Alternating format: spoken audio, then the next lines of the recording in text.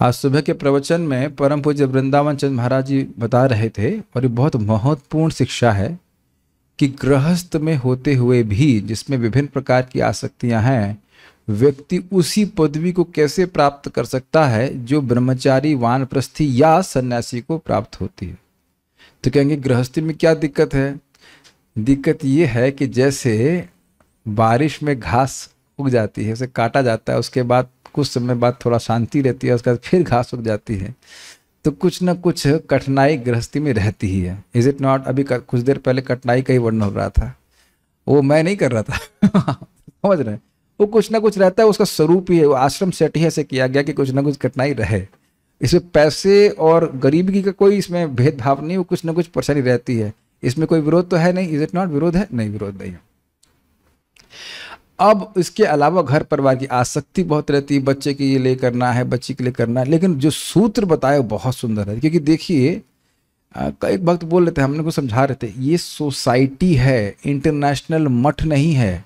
गौड़िया मठ और international society. मठ होता है ब्रह्मचारी और सन्यासियों के लिए। Is it not? हमारे पर राधानाथ महाराज बोल रहे थे, before I came in contact with Gaudiya math METH ऐसे कुछ तो कंटेक्ट से बोले तो गॉड। तो प्रभुपाद जी ने मठ की स्थापना नहीं की है, सोसाइटी की स्थापना की है। सोसाइटी में सारे आश्रम आ जाएंगे। फाइन। तो हमको बहुत अच्छा सूत्र आज दिखाए, महाराज बता रहे थे, दो चीजें करनी है। एक है कि कर्तापन का भाव त्यागना है, जो कि गीता में बहुत ज्यादा बोला जाएगा।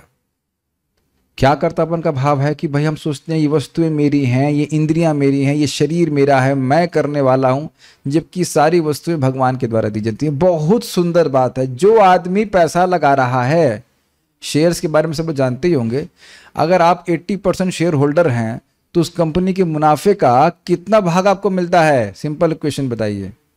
80% माय डियर डिवोटीज। ये तो आप बिना शेयर्स जाने भी समझ ही सकते हैं। It was an amazing statement. कभी देख रहे हैं महाराज कितना सोच कर लाते हैं। जब कोई व्यक्ति 80% लगाया है तो 80% लाभ उसको मिलना चाहिए कि नहीं? क्यों केशव सका प्रभु, क्या लगता है आपको? 85 होता है, 95 होता है तो और बातें बता रहे हैं। तो चलिए जो भी है, तो ये कह रहे हैं कि 80% जिसके पास होता है वो पूरा कंट्रोल करता है, तो 95% उसका होता है।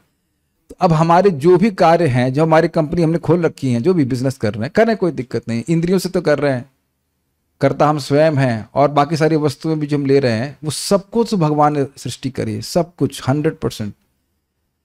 तो महाराज इससे पहले मुझे व्यक्तिगत रूप से बता रहे थे, बड़ी अच्छी बात, कि आप ये कह दो कि किसी गृहस्थ को तुम सारा पैसा भगवान को दे दो, ये इम्प्रैक्टिकल है। इसीलिए मैंने कहा था महाराज को समझाइएगा उस पॉइंट को। कर्मयोग क्या है एक प्रकार से। तो आप ये नहीं कह सकते कि गृहस्थ को बोल दो कि वो सारा पैसा दो, ऐसा हो ही नहीं सकता। फिर कैसे चलाएगा घर, बताइए? लेकिन वो जो कार्य कर रहा है उसमें कर्तापन का भाव त्याग दे। देखिए, बंधन कार्य से नहीं, बंधन चेतना से होता है। Does that make sense? ये बात यहां पे हम इसलिए डिस्कस कर रहे हैं क्योंकि बारंबार ये भगवत गीता में बात आती रहेगी। इसको यहां भी सुनिएगा और आगे भी सुनते चलिएगा। बंधन कार्य से नहीं, बंधन चेतना से है। आप सैनिक वाला उदाहरण जानते हो। सैनिक गोली चलाएगा युद्ध स्थल में तो पुरस्कार मिलेगा, अपने गोली चला देगा अपने कारण से तो बंधन में पड़ जाएगा, वो सेना हो जाएगा। तो एक तो ये समझना कि कर्तापन की भाव त्यागना है। ये समझते हो कि सब कुछ भगवान का है। मैं जब भी बोल रहा हूं ये भी भगवान की शक्ति से बोल रहा हूं, और आप समझ रहे हैं अपनी शक्ति से समझ रहे हैं, नहीं। सुनने की क्षमता सब कुछ भगवान दे रहे हैं। तो ये अहंकार से व्यक्ति मुक्त रहे। एक तो ये दूसरा ये पॉइंट था। दूसरा पॉइंट है भगवान के बारे में श्रवण करे। ये दो चीजें हमको अगर व्यक्ति करे तो, यानी सोचिए, जब गृहस्थी में व्यक्ति उसका उद्धार हो सकता है तो अन्य आश्रमों का तो कहना ही क्या, जहां भोग नहीं है या बहुत मिनिमम भोग है। याद हुआ 2 पॉइंट आपको? ओके, इधर से बोलिए। एक पॉइंट इधर से बोलिए, कांग्रीगेशनल चैंटिंग, कर्तापन की, मैं कर रहा हूं, मैं भोगूंगा। और इधर से दूसरा पॉइंट, हाँ क्या, हाँ श्रवण, हाँ तो बताइए रोज तो, हाँ भक्तों के संग में आकर के भगवान के बारे में श्रवण करना। तो ये चीज को अपने जीवन की गाइडिंग लाइट, बेकनिंग लाइट बोलते, क्या बोलते हैं, बेकन लाइट ऐसे कुछ बोलते हैं। जो ऐसे होता है ना, समुद्र में अंधकार होता है और एक लाइट हाउस होता है, वो आपको दिखा देगा कि हाँ रास्ता क्या है। उस प्रकार से अपने जीवन को हम लेके चलें। इसको छोड़ कर चलेंगे तो बंधन पड़ेगा ही। और इसमें भी समझ लीजिए, जब तक श्रवण नहीं करेंगे कर्तापन जाएगा नहीं। कर्तापन तो बना ही हुआ है, मेरे बच्चे हैं, मैं कर रहा हूं, इत्यादि इत्यादि। तो उसका सबका आधार तो भगवान के बारे में श्रवण करना है। सो यानी हाँ, भगवान की वाणी को यहाँ पे श्रवण करेंगे। आप सुन रहे थे कि दुर्योधन जी बहुत चिंता में हैं और चिंता को छुपाने के लिए उन्हें कुछ शब्द कहे थे, उसको बार गा लिया जाए जस्ट याद करने के लिए। 1.6 को दिखाइएगा। 1.4 से दिखाइए। मेरे संग गाते रहिए। अत्र शूरा महेश्वासा भीमार्जुन समायुधि युधानो विराटश्च द्रुपदश्च महारथ दृष्टकेतुश्चेकितानः काशीराजश्च वीर्यवान् पुरुजित कुन्तिभोजश्च शैब्यश्च नरपुङ्गवः युधामन्युश्च विक्रान्त उत्तमौजाश्च वीर्यवान् सौभद्रो द्रौपदेयाश्च सर्व एव महारथ। तो इससे पहले वाले श्लोक से लिंक इसका यह था इन श्लोकों का कि मान लो द्रोणाचार्य ये कहें कि भाई धृष्टद्युम्न की सेना कौन सी बहुत बड़ी सेना है, हमारे सामने मच्छर भी नहीं है। तो इन श्लोकों में क्या कहा कि नहीं, ऐसा नहीं कि खाली पैदल सैनिक हैं, इसमें महान महारथी हैं। तो मान लो द्रोणाचार्य कह डर गए, चलें वापस, क्या युद्ध नहीं करना चाहते हो? तो नहीं, अपने भय को छुपाने के लिए वो कह रहा है ऐसा नहीं है कि हमारे पास कोई योद्धा नहीं है, हम तो उनकी स्थिति को बता रहे कि मतलब ऐसा नहीं कि अब उनको एकदम हल्का मान लिया जाए, लेकिन हमारी तरफ के भी लोग हैं, उनको जरा विचार कर लिया जाए। तो क्या बोल रहे हैं जरा देखिए। इसमें बोल रहे कि हमारे पास भी बहुत विशिष्ट लोग हैं, उनका नाम भी मैं आपको बता रहा हूं। अस्माकं तु विशिष्टाये, अस्माकं तु विशिष्टाये तानि बोध द्विजोत्तम, तानि बोध द्विजोत्तम नायका मम सैन्यस्य, नायका मम सैन्यस्य संज्ञार्थं तान् ब्रवीमि ते, संज्ञार्थं तान् ब्रवीमि। अस्माकं तु विशिष्टाये तानि बोध द्विजोत्तम, अस्माकं तु विशिष्टाये तानि बोध द्विजोत्तम नायका मम सैन्यस्य संज्ञार्थं तान् ब्रवीमि ते, नायका मम सैन्यस्य संज्ञार्थं तान् ब्रवीमि ते।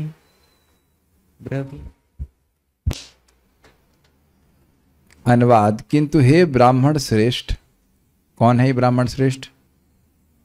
सुखदेव गोस्वामी,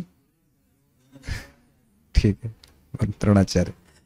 आपकी सूचना के लिए, उम्मीद है कि शौनक ऋषि नहीं बोला ठीक है, यह सूत गोस्वामी, ठीक है, भागवत सुनते सुनते उधर का इंटरफेरेंस नहीं हुआ। किंतु हे ब्राह्मण श्रेष्ठ द्रोणाचार्य, आपकी सूचना के लिए मैं अपनी सेना के उन नायकों के विषय में बताना चाहूंगा जो मेरी सेना को संचालित करने में विशेष रूप से निपुण हैं। अन्वय देखें।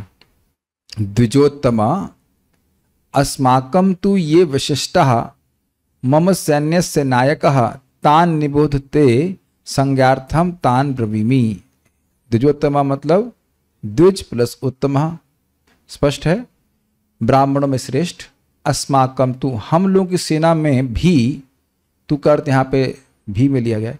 ये विशिष्टता एकदम हिंदी जैसा है, जो विशिष्ट लोग हैं, विशिष्ट मतलब विशेष है, परम उत्कृष्ट व्यक्तिगण हैं, अर्थात व्यक्तिगण का अर्थ है सैनिक हैं, सैनिक नहीं, योद्धा, क्षमा कीजिए, योद्धा है।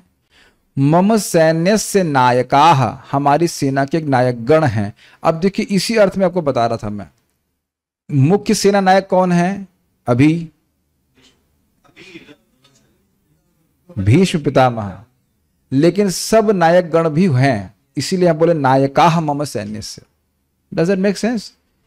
क्योंकि एक व्यक्ति सब पूरी पूरी व्यूहरचना को नहीं लीड करते हैं, वो बता देते हैं हाँ इस तरह से हम युद्ध करेंगे आज, लेकिन हर स्थान पे जहां जहां युद्ध हो रहा है वहां पे अलग अलग नायक युद्ध कर रहे होते हैं।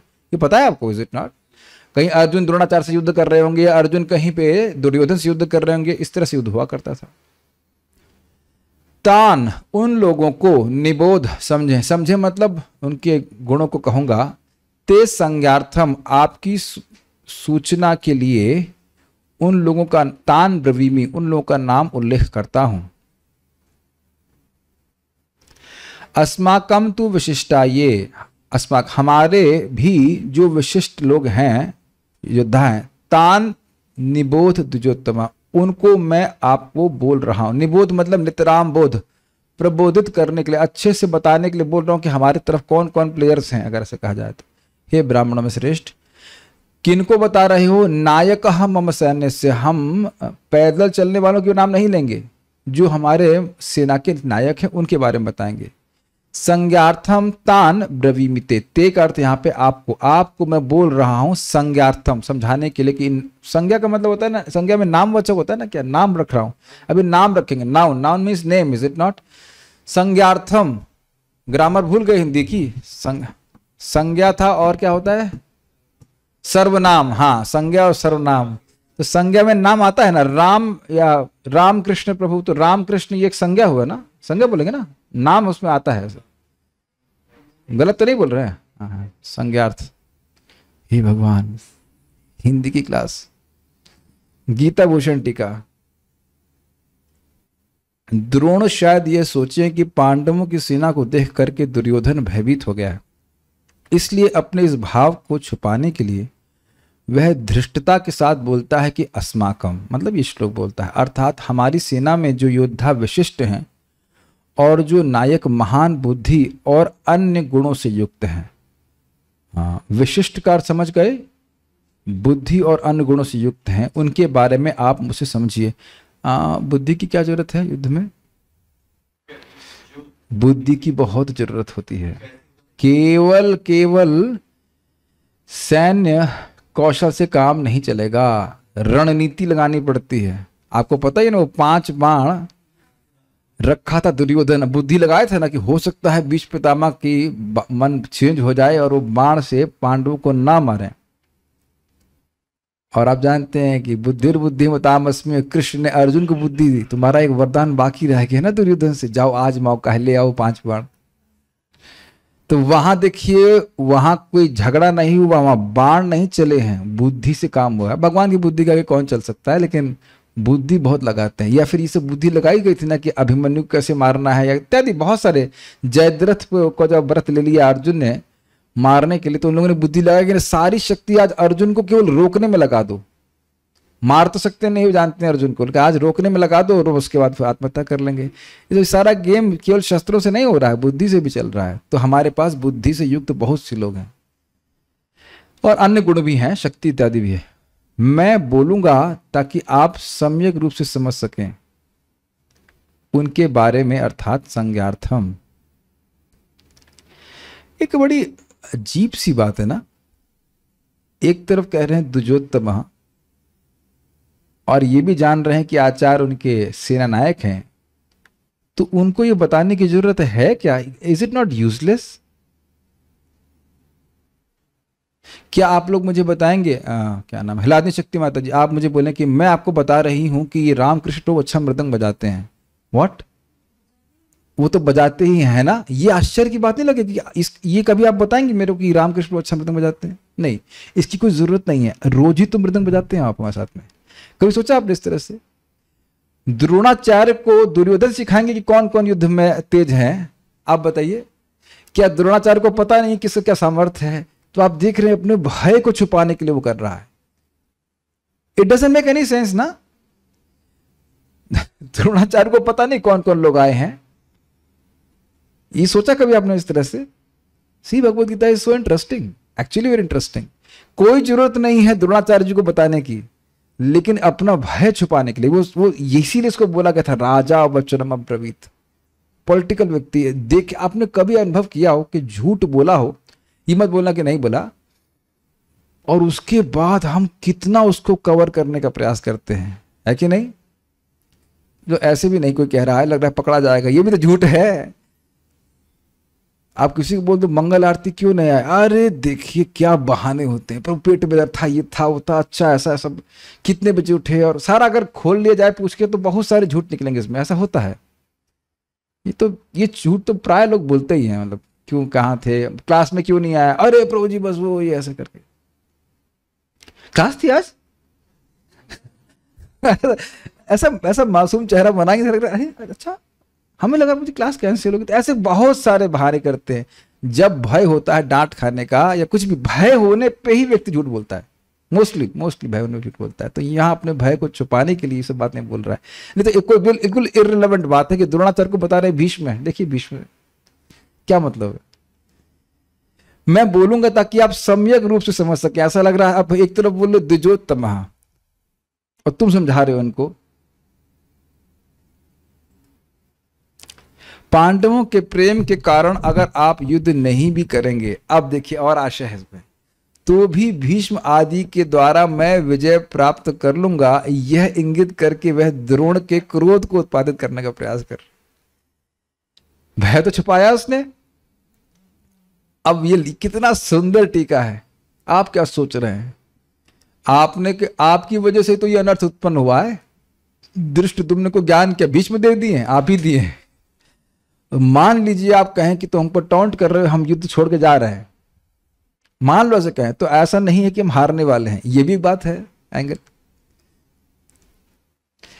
ये सब अर्जुन कुछ नहीं बोल रहे हैं, आप ये देख रहे हैं। उनकी 7 अक्षौहिणी सेना है और देखा जाए तो उनके जो योद्धा हैं कुछ हद तक कमी है, लेकिन वो कुछ नहीं बोल रहे हैं, ऐसा कोई शब्द नहीं सुन रहे हैं।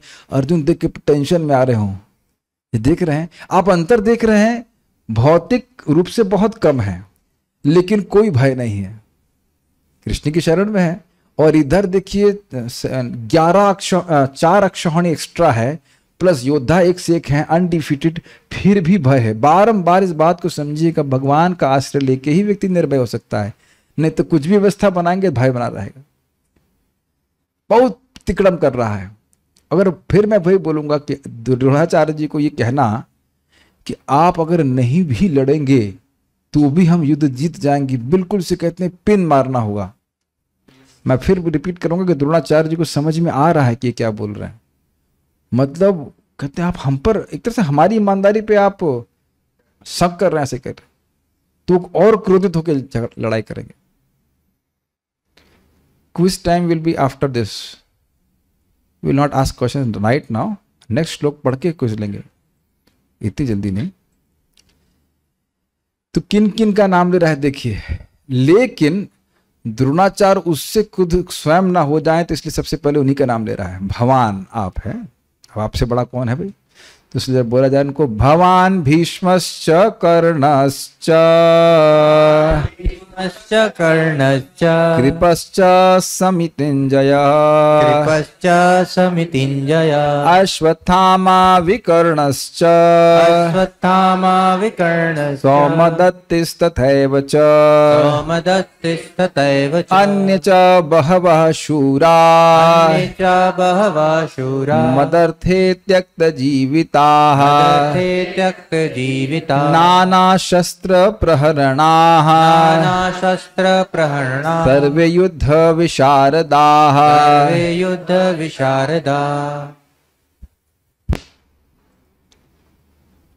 बड़े अच्छे अर्थ हैं इसमें। अनुवाद, मेरी सेना में स्वयं आप मतलब द्रोणाचार्य, तो भगवान कहकर के सबसे पहले सूचित करने का आशय यह है कि उनको बहुत सम्मान दे रहे हैं। बैलेंस कर रहा है, पिन भी मार रहे हैं, टॉन्ट भी कर रहे हैं और उसको संभाल भी रहे हैं। भीष्म, जबकि बोलना चाहिए था भीष्म से सर्वश्रेष्ठ कोई योद्धा था नहीं, फिर भी द्रोणाचार्य को सानने अपने संग सान रहे हैं कि भाई हमारी पार्टी में रहो। आप भीष्म, कर्ण, कृपाचार्य, अश्वत्थामा, विकर्ण तथा सोमदत्त का पुत्र भूरिश्रव आदि हैं जो युद्ध में सदैव विजयी रहे। ऐसे अन्य वीर भी हैं जो मेरे लिए अपना जीवन त्याग करने के लिए उद्यत है। और आचार्यगण कहते हैं इस पे कि ये दिखा रहा है कि वो मरेंगे। सरस्वती जी इनके मुख से बोल रही हैं कि मदर्थे त्यक्त जीविता, ये मरने के लिए आए हैं और ये मरेंगे ही। वे विविध प्रकार के हथियारों से सुसज्जित हैं और युद्ध विद्या में निपुण हैं। ये बड़ी रुचिकर बातें हैं। पहले संस्कृत देख लीजिएगा इसकी। अन्वय की जरूरत होती है आप लोग को, या हिंदी समझ में आती है डायरेक्ट? आती है, अन्वय छोड़ दें, पढ़ लेते हैं। भवान आप, भीष्मश्च कर्णश्च तो स्पष्ट है, समितंजय कृपश्च, समितंजय मतलब समर विजयी कृपाचार्य, समर विजय मतलब युद्ध में जीतने वाले, ये सभी लोग युद्ध जीतने वाले थे। अश्वत्थामा विकर्णश्च तथा सौमदत्ती मतलब भूरिश्रवा। मदर्थे त्यक्त जीविता, मेरे लिए प्राण देने के लिए संकल्पबद्ध की। अभी संकल्प, इसका अर्थ क्या है? हारेंगे नहीं, बस मरेंगे। वो काफी डेडिकेटेड हैं लोग। जैसे उत्तर गए थे युद्ध करने के लिए तो भगे युद्ध करने से पहले विराट युद्ध में। तो ऐसे लोगों को ले जाने का क्या मतलब है, जब युद्ध हुआ तो भाग गए वहां से। तो ऐसे ऐसे ही ये लोग युद्ध में एक्सपर्ट हैं, और अब ये क्या कहते हैं, जान देने के लिए उत्सुक हैं। तो अब कितने उत्साह से युद्ध करेंगे। This is quite dangerous, such people are dangerous. भाई सैनिकों का युद्ध हो रहा है, ठीक है, हो सकता है कि वो अपने जान के भय से वैसा युद्ध ना करे, लेकिन जिसको अपनी जान का ही कोई ध्यान नहीं है वो कैसे युद्ध करेगा। इसमें मैं थोड़ी सी आपको बताता हूँ, बात आपको समझ में आएगी। पार्थ कृष्ण प्रभु मुझे समझा रहे थे कि उनके कोई मित्र हैं जो एनएसजी कमांडो हैं, और वो उसमें थे शायद जो ताजमहल पर अटैक हुआ, ताजमहल नहीं सॉरी ताज होटल पे। तो वहाँ बता रहे थे कि उन लोगों को ऐसी ट्रेनिंग होती है कि वो सोचते ही नहीं अपनी मृत्यु के बारे में। That's amazing. तभी व्यक्ति जाकर के एकदम सोचिए, पूरा होटल में कहीं भी आतंकवादी हो सकते हैं और पूरा अंधकार है, ऊपर से कूदना इत्यादि इत्यादि, कौन कहाँ से गोली चल जाएगी। क्या हम प्लानिंग करके जा सकते हैं बताइए? अगर हम अपने को देख लीजिए, क्या हमारे पास, मेरे पास ये सामर्थ्य है कि वहां गोलियां चल रही है वहां जाऊं? नहीं सामर्थ्य है। You can not, we have to have that, मतलब ट्रेनिंग इस प्रकार की, मेंटल स्ट्रेंथ भी होनी चाहिए कि नहीं जान चली जाएगी लेकिन हम युद्ध से वापस नहीं लौटेंगे। It's not easy. क्षत्रिय का कर्तव्य बहुत आसान नहीं होता है। इसीलिए तो बोला गया क्षत्रिय अगर युद्ध में मरेगा तो उसको वही गति प्राप्त होती है जो सन्यासी को प्राप्त होती है, जो त्याग कर रहा है। It is not easy at all धर्म के लिए इस प्रकार से अपना शरीर को त्याग देना युद्ध करते करते। आपको आसान लगता है बात, चाहे छाती पे बाण सहन कर लेना, और अमेजिंग बात यह कि उन लोगों को अच्छा लगता है। ये और है, उन लोगों को बाण लगता था, खून निकलता था तो उनको और आवेश आता था। हम लोग को थोड़ा सा ब्लेड लग जाएगा तो उई उई करते हैं कि नहीं? बताइए करते कि नहीं? काय के क्षत्रिय बहुत मुश्किल है, क्षत्रिय होना बहुत मुश्किल है एक्चुअली। एक बार हमें याद है, उसका थोड़ा ड्रिफ्ट करेंगे इस पॉइंट पे, हम लोग जगन्नाथपुरी गए थे, तो हमारे एक भक्त थे, वो थोड़ा क्षत्रिय भाव वाले थे। तो बंदर आ गए तो अंदर घुस गए। तो सर बोले ये कैसे क्षत्रिय हो तुम? बंदर से अंदर भाग गए। कहते सर वो डंडा नहीं था। तो नहीं, कहते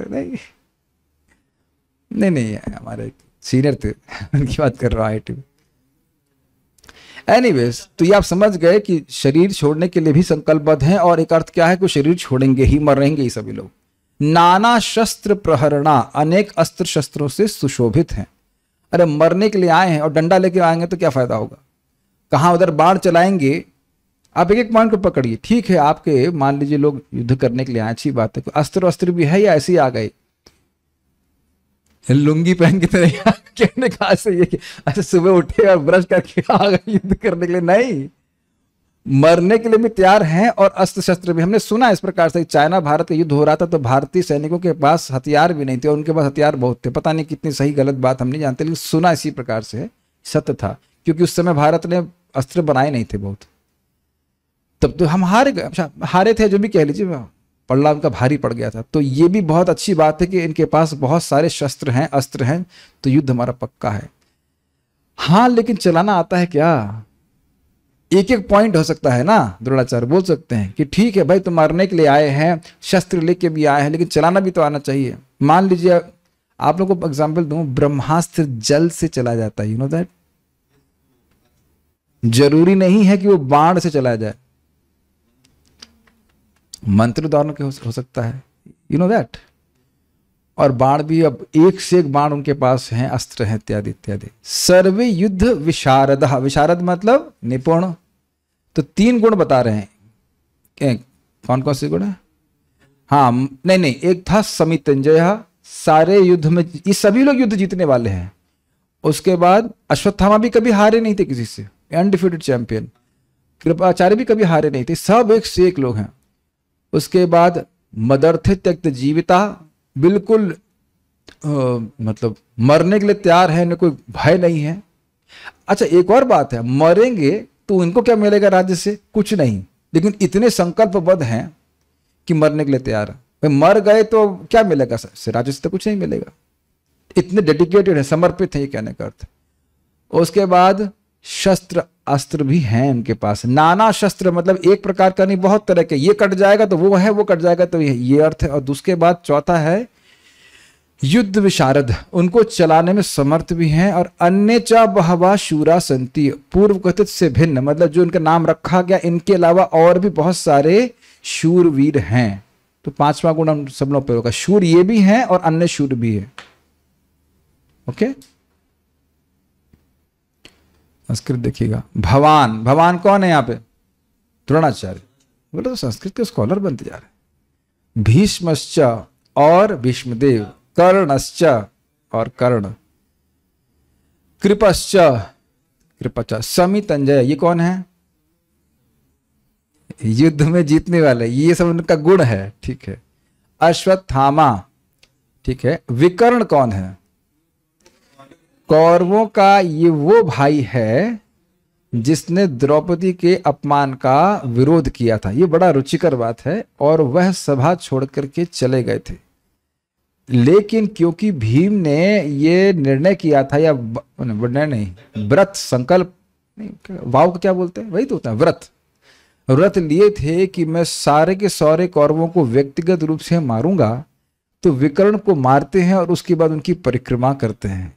अमेजिंग क्षत्रिय कल्चर, क्योंकि उनका विकर्ण से कोई विरोध नहीं था। यद्यपि युद्ध किए, युद्ध कारण के बाद मारे भी उनको, लेकिन उनको परिक्रमा करते हैं।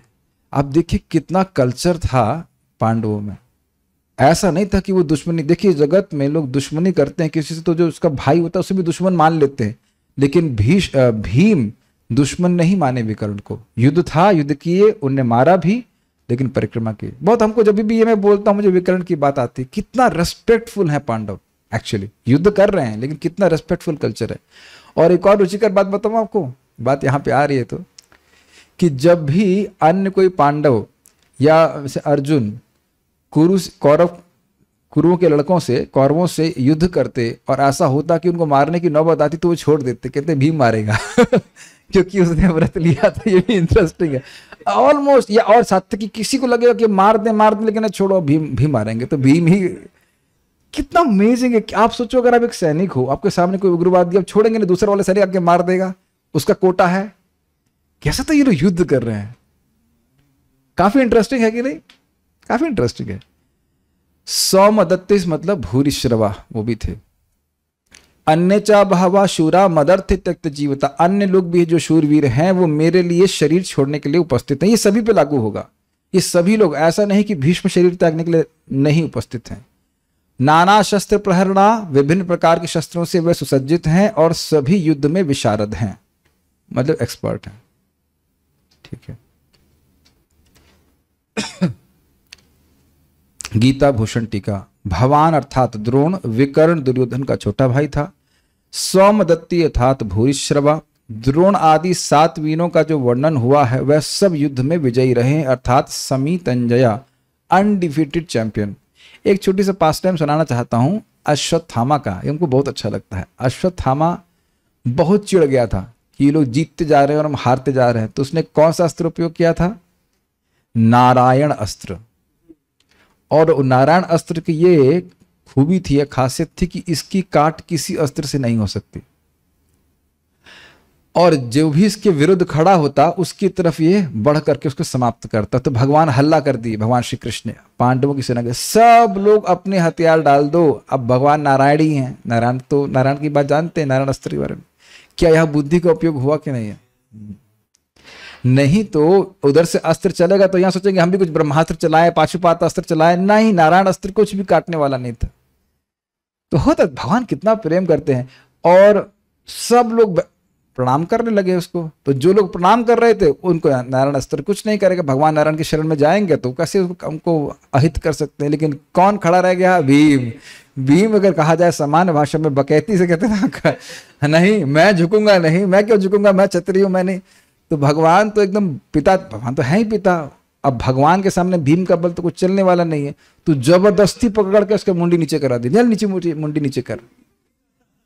Is it night? अपने बच्चों को कैसे माता पिता करते हैं, चलो प्रणाम करो, प्रभु जी को प्रणाम करो, ऐसे करके बोलते हैं, उसी प्रकार से भीम कर दिए। अब देख रहे हैं कि हैं सब बड़े बड़े दिग्गज, लेकिन भगवान क्या मानते हैं कि हमारे छोटे बच्चे ही हैं, बिल्कुल लिटरली छोटे बच्चे की तरह। तो नारायण अस्त्र कुछ भी किसी का नहीं कर पाया। और दो अश्वत्थामा दांत पीस करके लगा कि ये कृष्ण जब तक है कुछ नहीं कर सकते। देखिए भगवान कैसे रक्षा कर रहे हैं। जो भगवान के मिशन में रहते हैं, लगते हैं, भगवान हर प्रकार की उनकी से रक्षा करते हैं, जो हम सोच भी नहीं सकते वह भी।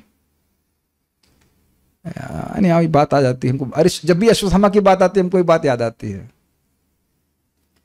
निश्चित ही यह मेरे सेना के विशिष्ट वीर हैं, किंतु ऐसे असंख्य वीर हैं जिसको अन्य से इंकित कर रहे हैं। अन्य च बहवा, ऐसे बहुत से हैं, अर्थात वह जैसे जयद्रथ, कृतवर्मा। कृतवर्मा कौन था?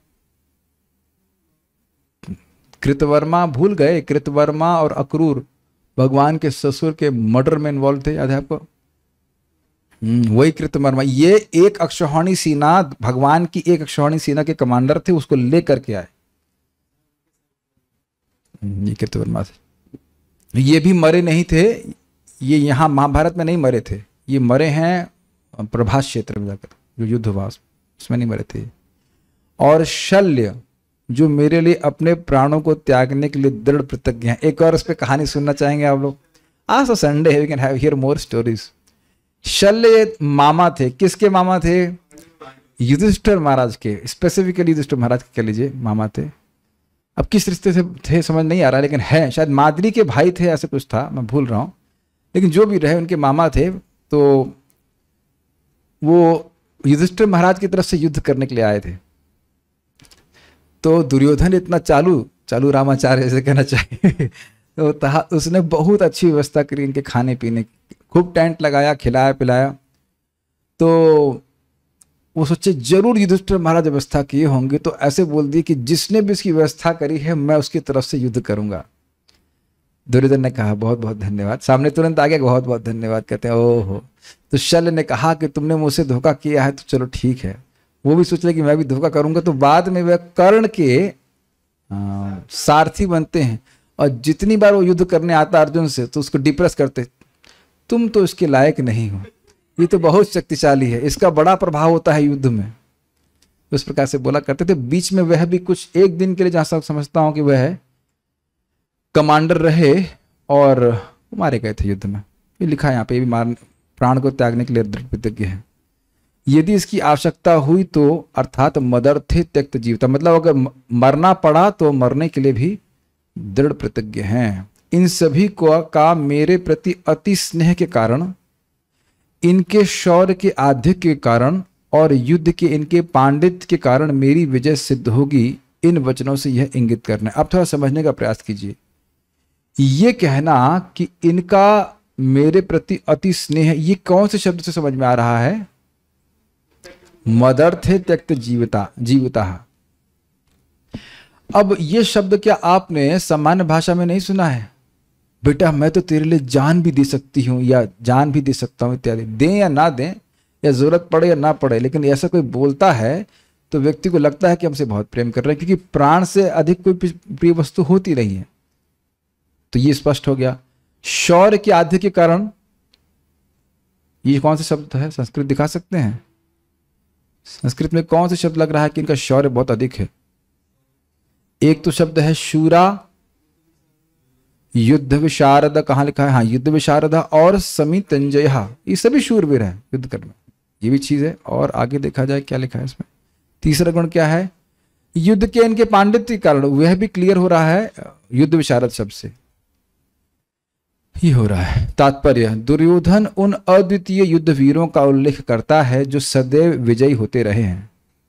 विकर्ण दुर्योधन का भाई है, अश्वत्थामा द्रोणाचार्य का पुत्र है, और सौमदत्तीय भूरिश्रवा भालिकों के राजा का पुत्र है। इस पर भी कहानी सुना के हम आगे बढ़ते हैं, भूल गए। यही वही व्यक्ति हैं, इनका युद्ध हो रहा था अर्जुन से, और इन्होंने शिव जी से वरदान मांगा था। ये बड़ा रुचिकर है, बहुत मजेदार कथा है।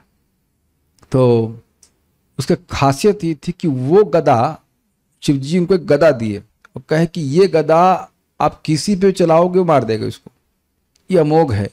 लेकिन अगर उस पे चलाया जो युद्ध नहीं कर रहा है तो ये घूम के तुमको ही मार देगी।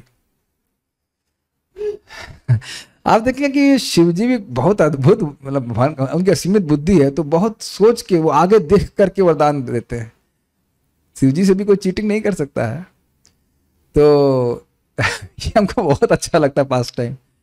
तो अर्जुन से युद्ध कर रहे हैं। अब अर्जुन को ये नहीं पता है, यहाँ क्या हम शब्द यहाँ सुने हैं, नाना शस्त्र प्रहरणा, उसकी व्याख्या अगर करी जाए तो अर्जुन को अब ये एकदम नहीं पता है कि शिव जी के द्वारा दी गई गदा भूरिश्रवा के पास है। समझ गए? आप अर्जुन बन जाइए 2 मिनट के लिए और आप बताइए, आपको कुछ नहीं पता कि आप किससे युद्ध कर रहे हो, उसके पास ऐसा अस्त्र है कि जो चलाया जाएगा तो अब मृत्यु निश्चित है। Dangerous situation. किसको पता है? Your dear friend Krishna. Krishna को पता है। तो भगवान कृष्ण देखिए क्या करते हैं, हमको बहुत मजेदार लगता है। कृष्ण ऐसे रथ चला रहे थे कि वो साध ही नहीं पा रहा था। कभी इधर चलाएं, वो ऐसे तो मारूंगा, गदा मारूंगा फेंक करके तो इधर घुमा दें, कभी इधर घुमाए, कभी उधर घुमाए, कभी इधर घुमाए। देखिए मैं वैसे कर रहा हूं तब भी आप लोगों को वीडियो देखने में दिक्कत आ रही है। क्या भाई स्थिर होकर करो, is it not? You are feeling very distracted. मैं भी जब मैं भी भक्तों को बोलता हूँ ऐसे कर, जब करता हूँ ऐसे मत करो, हमें दिक्कत होती है जूम के ऊपर। हरे सारे ये जस्ट डिस्ट्रैक्शन। तो चिढ़ गया था एकदम, बहुत चिढ़ गया। वो भूल गया कि व्रत का वरदान का दूसरा पार्ट क्या, चला दिया भगवान कृष्ण के ऊपर। तो भगवान कृष्ण को तो हुआ, ऐसे भी होने वाला नहीं था, हुआ भी नहीं, और वो गदा से घूम करके आकर के उसी को मार दिया, खत्म हो गया। देखिए किस प्रकार से कृष्ण रक्षा करते हैं। Really Mahabharata is very nice. उसका मुझे युद्ध कांड बड़ा अच्छा लगता है खूब। बचपन में भी जब महाभारत आती थी तो मैं तभी देखता था जब युद्ध का हो रहा, ढिंग ढिंग ढिंग करके आ जाती थी, और मैं देखता था इधर चंद्र वाला है, इधर कौन सा अस्त्र है। आप लोगों ने देखा होगा, it's very interesting, Dhing Dhing करके बड़ा अच्छा लगता था। हाँ, अगर ये पानी वाला अस्त्र तो उधर से कौन सा अस्त्र चलाया होगा, तो ये सब था। वैसे आपको एक अच्छी इंफॉर्मेशन दे रहा था भगवान के नाम के संबंध में।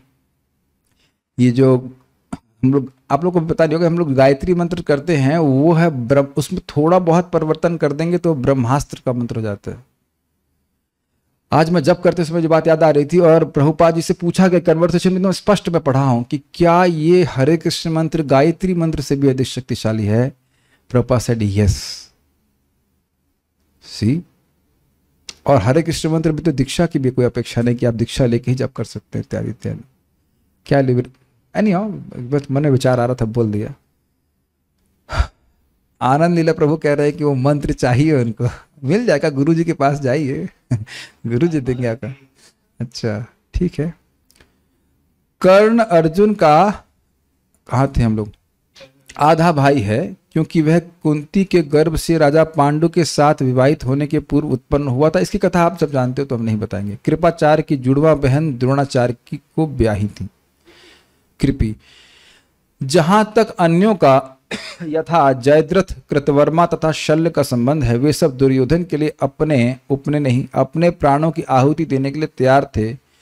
दूसरे शब्दों में यह पूर्व निश्चित है कि वे पापी दुर्योधन के दल में सम्मिलित होने के कारण कुरुक्षेत्र के युद्ध में मारे जाएंगे। निसंदेह अपने मित्रों की संयुक्त शक्ति के कारण दुर्योधन अपनी विजय के प्रति आश्वस्त था। तो वही बात जो हम कल चर्चा कर रहे थे, भगवान को नहीं देखा इसने, भगवान इसकी क्वेश्चन में नहीं आए। और वह अब अच्छी बात, ऐसे विचार कीजिए, इस जगत में भी व्यक्ति क्या सोचता है। भगवान कहते हैं ना गीता में, कालोस्मि लोक क्षयकृत प्रबुद्धो, मैं काल हूं। ठीक है, उधर पार्टी में है कृष्ण काल के रूप में, और इधर हम क्या सोच रहे हैं, मदर्ते त्यक्त जीविता, शूरवीर हैं, पत्नी बच्चे फिर कुछ कहा जाए, इत्यादि इत्यादि। ये सोच रहा है ना व्यक्ति कि ये हमारी रक्षा करेंगे। आप कहेंगे क्या गृहस्थी के ऊपर आक्षेप कर रहे हैं? केवल गृहस्थी पे भी नहीं, किसी भी मटेरियल अरेंजमेंट के ऊपर यह आक्षेप है कि हमारा धन, हमारा कौशल, हमारी बुद्धि हमको मृत्यु से बचा लेगी। नहीं देखता है प्राय लोग, नहीं देखते। आप कहेंगे कि नहीं हम तो ऐसा नहीं मानते। अब आप लोग ऑडियो छोड़ दीजिए अगर आप हमारी बात नहीं सुनना चाहते हैं।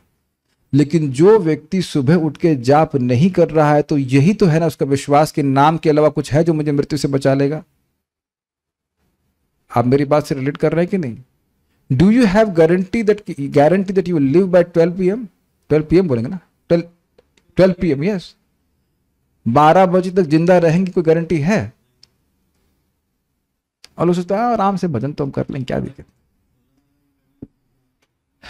विचार करना चाहिए कि हम अपने मटेरियल चीजों में बहुत श्रद्धा रख के चल रहे हैं कि हमको बचा लेंगे, और जबकि हम देख रहे हैं कि लोग गायब हो जाते हैं।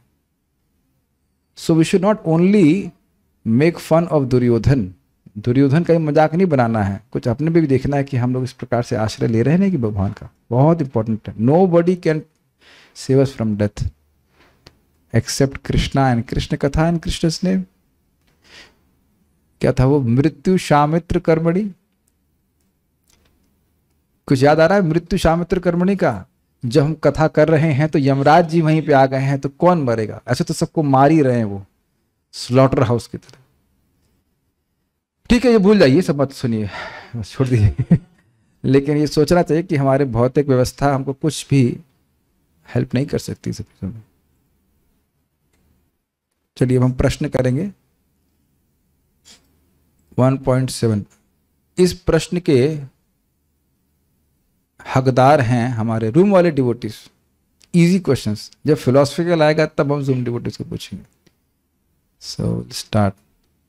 दुर्योधन का संज्ञार्थम शब्द प्रयोग द्वारा परोक्ष रूप से क्या आशय था? ये प्रश्न समझ में आया? प्रश्न बहुत कठिन है इट सीम्स। मैं इन लोगों के नाम गिना रहा हूं, ये संज्ञार्थम का अर्थ है। तो दुर्योधन ने क्यों नाम गिनाने की जरूरत है? क्या नाम भूल गए? जैसे मैं कहूं इनका नाम, मैं आपको बता रहा हूं सबके नाम। इनका नाम रामकृष्ण दास, ये मौद्रिक, अक्षत प्रभु, तो ये कहेंगे ये क्यों गिना रहे हैं? It doesn't make any sense. तो इस पे प्रकाश डालेंगे दिल्ली से आए हुए हमारे केशव सखा प्रभु। क्यों नाम गिना रहा था? अभी सुना था, बताया था, हम बताइए।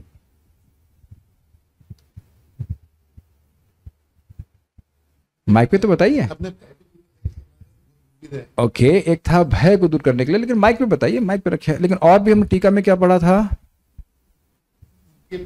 माइक पे तो बताइए, माइक ऐसे तो ना बोलते हैं सर। ओके, हाँ। दुर्योधन कह रहे थे कि भाई उनके पास हैं तो उनको दिखाने के लिए भाई हमारे पास भी बहुत हैं।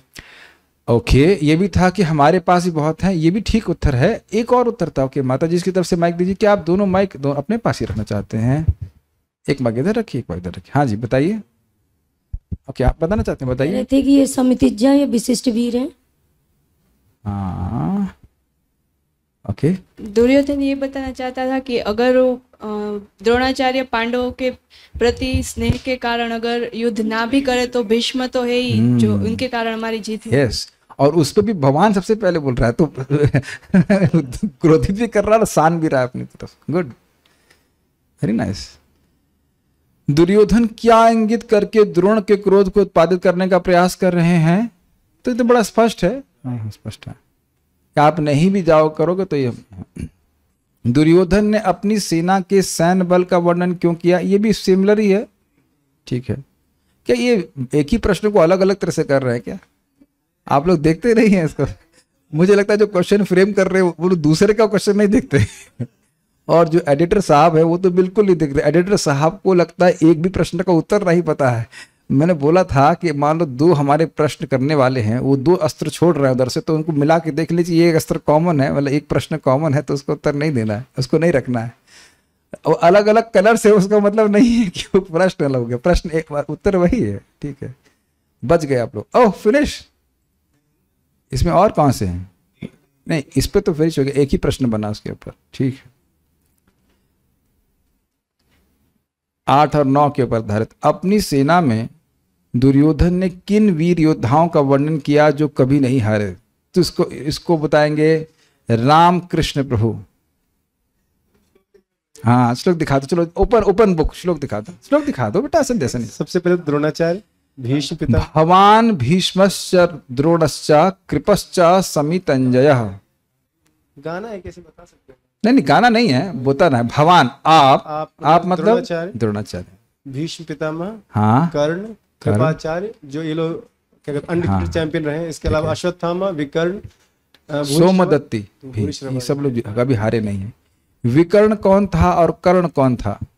विकर्ण कौरवों के भाई थे और कर्ण जो थे उनके कुंती के पांडु के पहले जो संतान उत्पन्न थे सूर्यदेव के थ्रू। बहुत इजी है, तो मूंगफली चबाने ऐसा है। श्लोक में ये इजी है, ये माता जी लोगों की तरफ से है, मतलब तरफ से मतलब उनकी तरफ जाएगा। श्लोक में त्यक्त जीविताः कहने का क्या आशय, इसका उत्तर बताइए, उसके बाद आगे क्या। हाँ, और इससे क्या निश्चित होता है एवं इस सूची में किन योद्धाओं के नाम लिए गए हैं।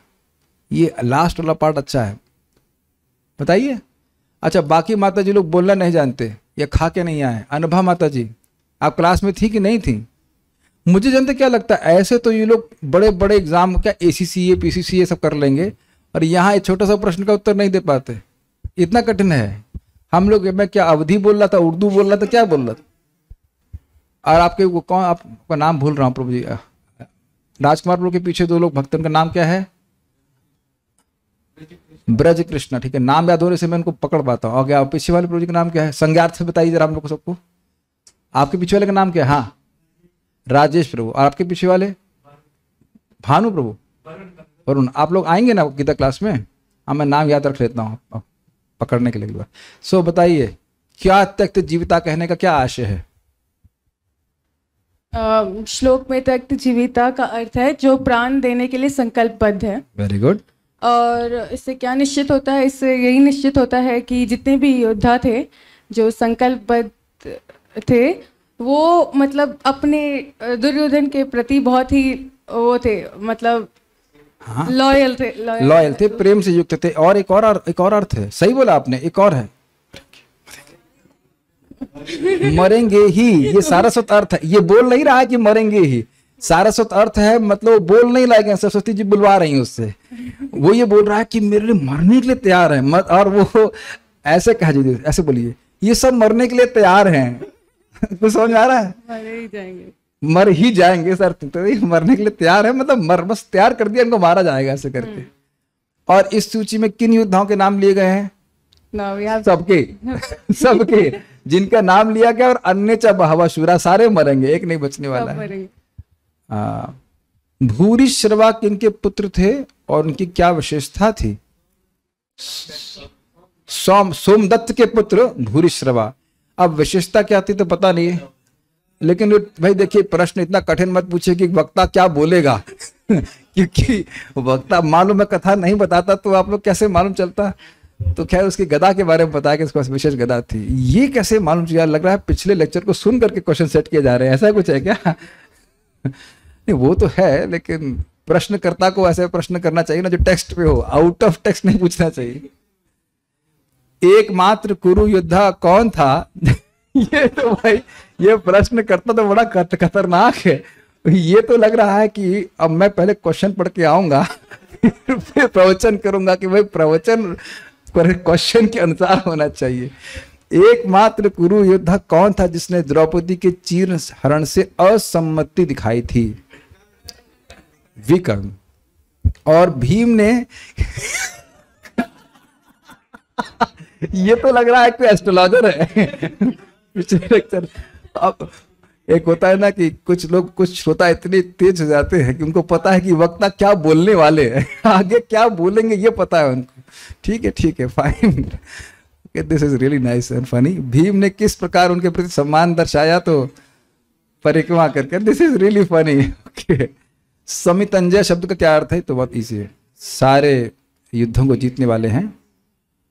श्लोक 1.1 के अनुसार दुर्योधन 1.9 के अनुसार दुर्योधन क्यों अपनी विजय के प्रति आश्वस्त था? क्या नाम बताया था आपने? राजेश प्रभु। राजेश प्रभु को समझ में आया था वो क्यों इतना आश्वस्त था अपने युद्ध के विजय के प्रति? नहीं समझ में आया? अच्छा, ठीक है। अच्छा, एक से बताइए, रशिया क्यों इतना आश्वस्त है यूक्रेन में युद्ध के प्रति? क्या? अरे ये तो बता सकते हैं, कुछ पता है कि क्यों ना आश्वस्त है? अरे ये भी नहीं पता है। सैन्य शक्ति अधिक है, सिंपल सी बात है। उसी प्रकार से इतने सारे वीरों को देख करके वो सोच रहा है कि कभी हारे ही नहीं है किसी से, वो हमारे तरफ है। लेकिन एक अद्भुत बात है कि वो भूल रहे हैं कि अर्जुन सबको मतलब अकेले में तो हराए ही है, और भगवान कृष्ण को नहीं देख रहे। Okay, thank you all. कुछ यहाँ प्रश्न है किसी वक्त का? शिव जी का बाण था? बाण नहीं था, शिव जी के गधा नहीं, गदा था। गधा नहीं था। ओके, और कुछ है? नहीं, ठीक है।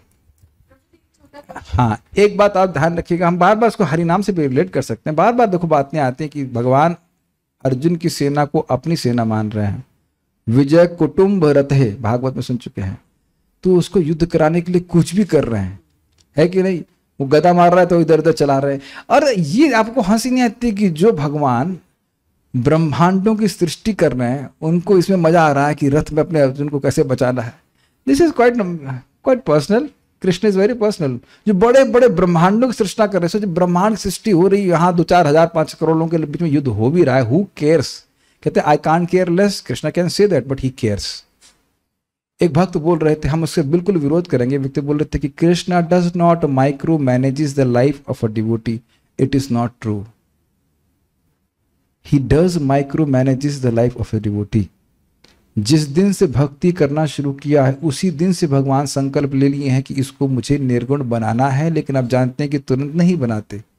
But he has put you on a track every day. Krishna is micro managing. यहां तक कि आप देखेंगे भी कि भक्ति में बहुत सारी जगह कठिनाई भी अनुभव कुछ कर रहे हैं, वो सब भगवान देख रहे हैं। और हाँ, एक बात बताना भूल गए, जो कल हम भागवत में रुके थे, हम बताना भूल गए, उसको बोल के हम रुक जाएंगे। वैसे तो शाम को बताना चाहिए, लेकिन शाम को मैं रिवाइज करूंगा तो उतना नहीं हो पाएगा। बात आ रही थी कि मनुष्य जीवन में क्या कार्य है। कार्य का अर्थ क्या बताया गया था? कृत योग्यम, कर्तुम योग्यम, करने योग्य है। और दूसरा बताया था कर्तव्य, आगे के उसमें। तो देखिए वहां बताया था कर्तव्य मतलब आवश्यक कार्य, और कर्तुम योग्य, करने योग्य है वो कार्य हुआ। तो अब देखिए उसको एक उदाहरण से समझ लीजिए। हम भक्त होने के नाते, भागवत सुनने के नाते समझते हैं कि दोनों चीज भगवान की भक्ति है। लेकिन अगर आप इन शब्दों को अलग अलग देखिए, तो अगर मैं कहूं कि भाई देखो तुम इतने बुद्धिमान हो कि तुमको आईआईटी की तैयारी या तुम्हें कंपटीशन की तैयारी करनी चाहिए, ये करने योग्य कार्य है, लेकिन ये आवश्यक कार्य नहीं है। लेकिन खाना खाना आवश्यक है या सांस लेना आवश्यक है?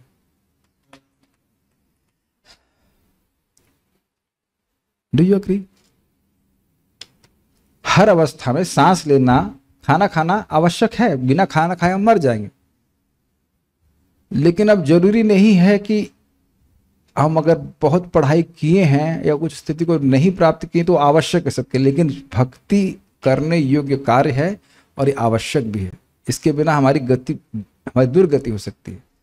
तो दोनों में भले ही यहाँ आपको भेद दिख रहा है, लेकिन उत्तर एक ही यही आएगा कि भगवान के बारे में सुनना चाहिए, बोलना चाहिए, स्मरण करना चाहिए। और अलग ही नहीं कि कार्य कुछ और करना है, कर्तव्य कुछ और, एक ही बात है। लेकिन आप सामान्य जगत में देखेंगे तो बात अलग अलग दिखेगी। कुछ समझ पाए, कुछ कैच कर पाए बात। इस भागवत की बात थी, बताए बिना रुक नहीं पा रहा था इसलिए बता दिया।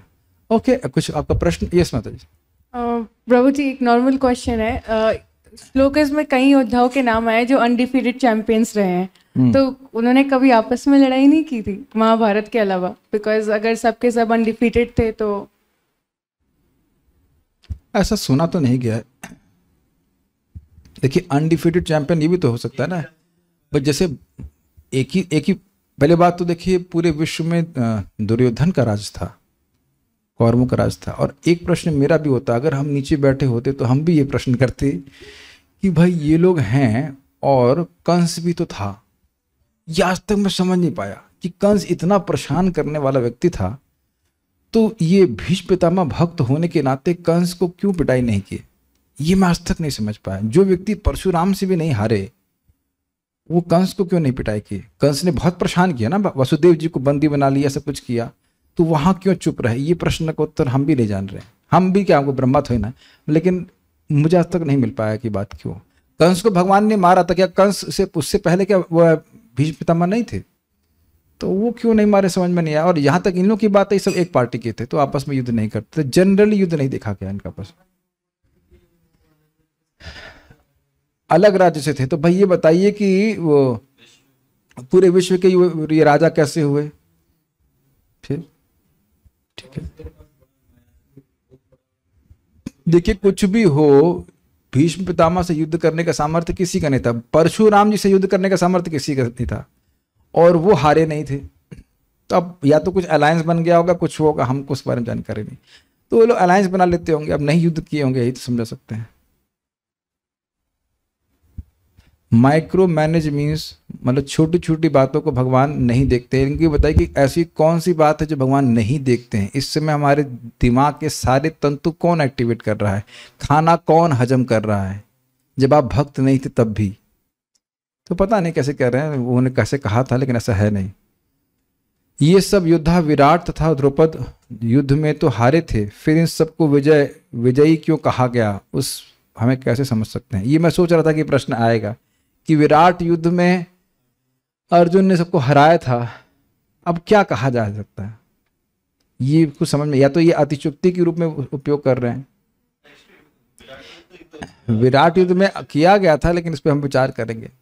सारे प्रश्न को उत्तर नहीं, ये प्रश्न भी हम करते कि विराट युद्ध में तो हम देखे हैं कि देखा गया है कि अर्जुन ने हराया है उनको, तो क्यों उन लोग को बोला जा रहा है कि ये, या फिर ऐसा कह सकते हैं कि अर्जुन के अलावा किसी से नहीं हारे हैं। ये भी एक अर्थ होगा कि ऑलमोस्ट, अच्छा ऑफिशियल लड़ाई नहीं थी इसलिए वो हार गए थे।